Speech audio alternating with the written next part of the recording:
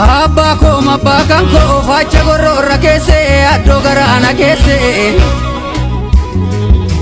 Sirrana le gotuma jarsa sarballi lana tokkon olumi lana yo kanarri filachu yo kanari bafachu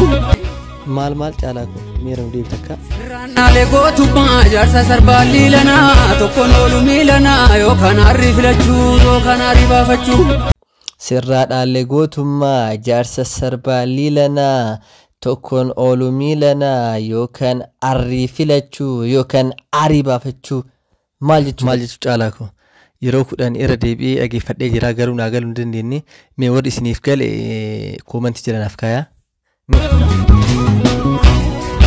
warra kaleesiif darbee dagachuun silaan ta'u gootummaa nu raajjeftaan ormuu karra gaaba'u Hanga fedha kaanfamu dhugaan hin awwaalamu dabareen na qaqqabee diinaan kokkee wal qabee diinaan hanga fedha kaanfamu dhugaan hin awwaalamu dabareen na qaqqabee diinaan kokkee wal qabee caalako I can't wait this music aboo eeggachuu dadhabne ka dafii gadhiisi Taasaba goota hedduu wantan siin taane qaba akka eenyu siif ta'u maaliin garaa si ga'u Abba ko mabbakan ko faccia gororra kese addo garana kese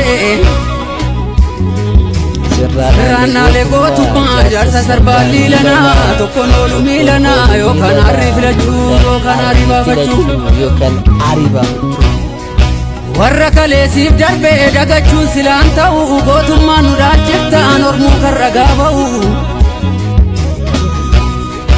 Hanga fedha kaanfamu dhugaan hin awwaalamu dabareen na qaqqabee diinaan kokkee wal qabee diinaan kokkee wal qabee I can't wait this music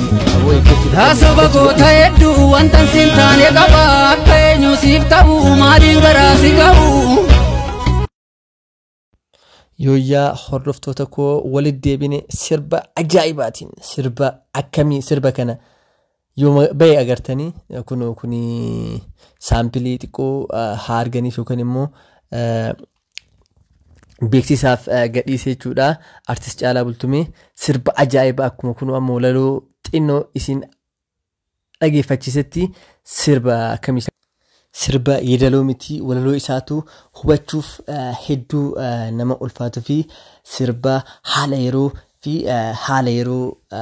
uummanni Oromoo irratti argamu calaqqisiisuu fi sirba waqtawaa ta'edha kun akkuma xinnoo saampilii isaa isin dhageeffachiisuuf yaadatte jechuudha sirbi kunis yeroo dhiyoo keessatti akka gadhiifamu artistuma isaarraa yookaan immoo Caalaa irraa dhageenya jirra akka feesbuuka mataa isaa irratti maxxansetti dhiheenya yeroo dhiyootti akka gadhiifamuu fi gurra uummataa biraan akka gahu gabaasee ture jechuudha ittinis sirbichis YouTube Melba Entertainment yookaan immoo YouTube Caalaa Bultum jechuun danda'a Melba Entertainment jechuun Melba jechuun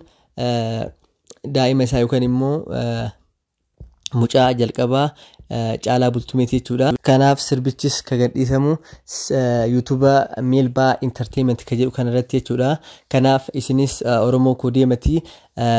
Melba Entertainment subscribe gochuudhaan hanga sirbichi gadhiifamuuf subscribe isaa guddisuun obsaan eeggadhaa isinin jedha galatooma